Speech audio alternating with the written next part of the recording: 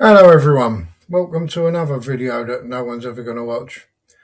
Today I want to talk about the possibility of Millwall getting into the Premier League, the effect it'll have on the club and more importantly the fans.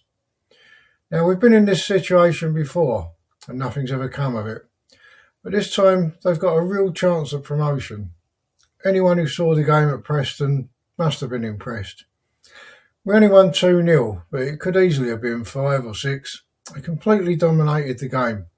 There's a real buzz around the area.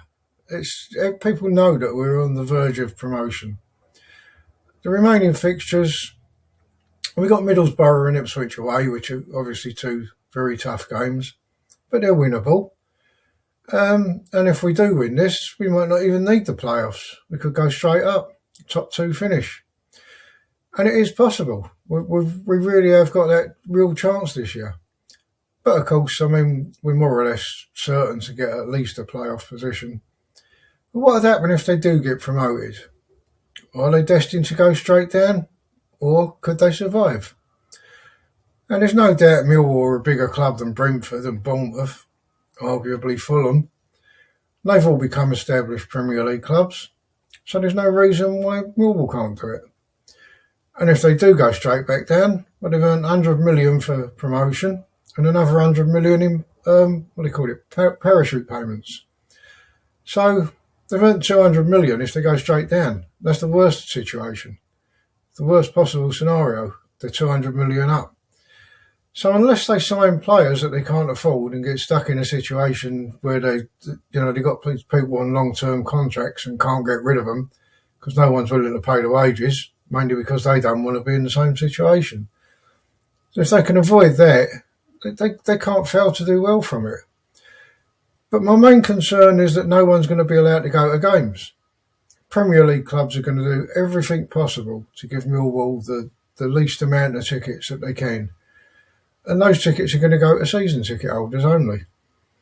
Now this season we've got something like 7,800 season ticket holders.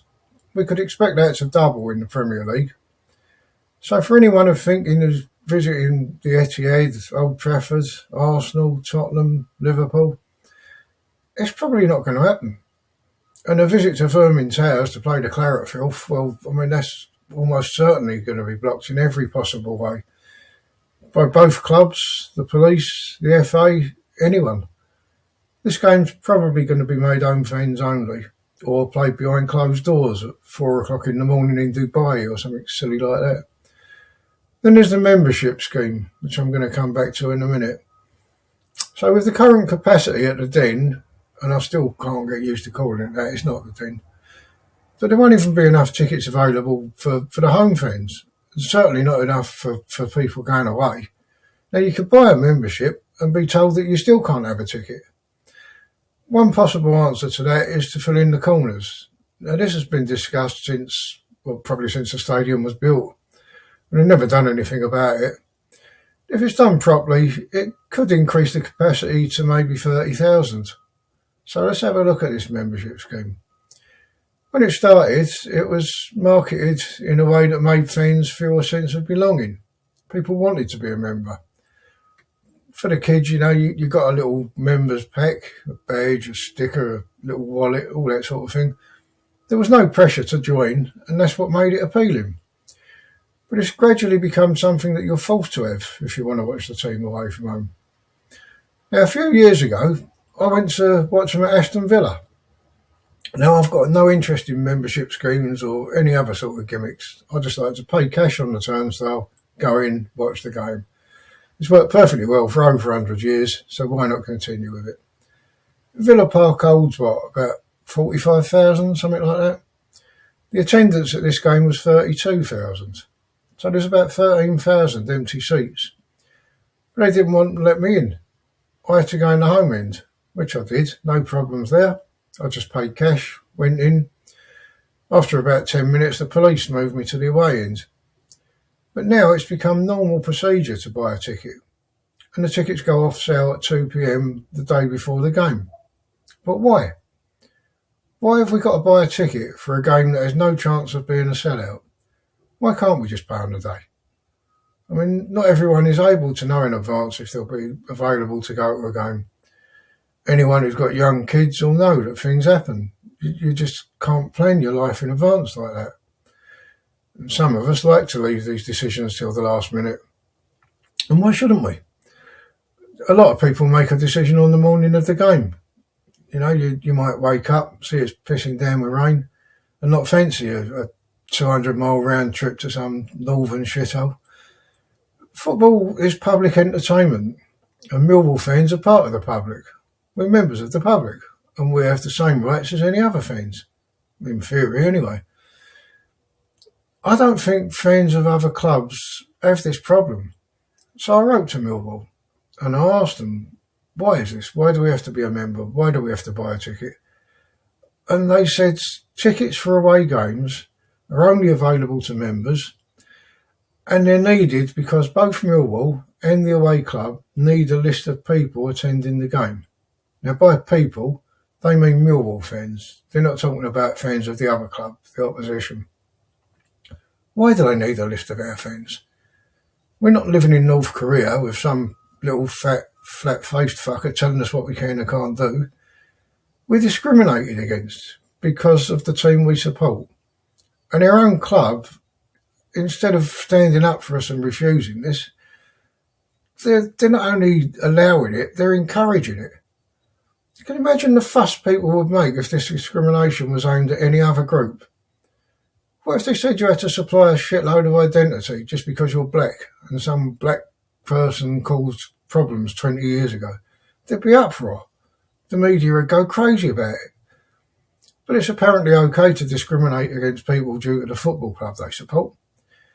And the more successful the club get, the more we're going to suffer with this, because they're going to have more power. Most of us have seen how the club try to get supporters to attend some Mickey Mouse game against Northampton on a cold Tuesday night in the Johnston's Paint Trophy or some other tin pot competition. They do special offers like 2 tickets at the price of 1, bring a friend for free or half price. And this is how it should be. The club should be doing the work to try to attract the support. They've always relied on the loyalty of fans. But what loyalty do they show us? The Premier League is going to make this worse. We're simply not going to be able to go to games unless we have a season ticket. And I don't think fans of other clubs realise what we as Millwall fans have to go through just to go to a game. We can't even just buy a season ticket. To do that, we need to create what they call a Millwall profile. And to do that, you've got to give them your phone number, your bank details, and then they'll check our identity and decide if we can have a season ticket. Now, what other business would get away with treating a customer like this? But we have a generation of fans now who have grown up with it. They think this is normal, and they can't see anything wrong with it. Being in the Premier League is going to take this shit to a whole new level. I hope they do go up, as it might show Premier League fans what proper fans are all about. But it could have the opposite effect. We could become a sanitised version of the club that we are now. I preferred the days when 5,000 used to turn up at the Den. And I mean the real Den, not this fucking tin pot place we've got now, this plastic stadium. I remember the Football League trophy in the pissing rain at Lincoln. That was real football when we won that 3-2 that night.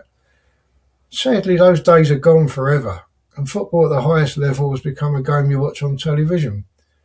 And what happens if someone scores? You don't celebrate the goal, you look at the referee to see if VAR is going to allow it. We've got a generation of fans now who have never been to a football match. Millwall have mostly avoided this, but being in the Premier League could be the death of the club. I doubt if anyone's going to watch this because for some unknown reason YouTube don't show people my videos. But if you have seen it, please let me know your thoughts in the comments. Let me know, not just Millwall fans, fans of every club. What do you feel like about this situation? Yeah? Do you want Millwall in the Premier League? If you're a Millwall fan, would you rather not bother with it? Would you stay in the Championship watching proper football? I'm not certain about this. I mean, I want them to go up because I want the club to do well. But I can see it all turning to shit and ending in disaster. Anyway, I hope you enjoyed the video. Please comment, join in, someone. just say something, just to let me know that somebody watches these. And if you did watch it, well, thank you for watching.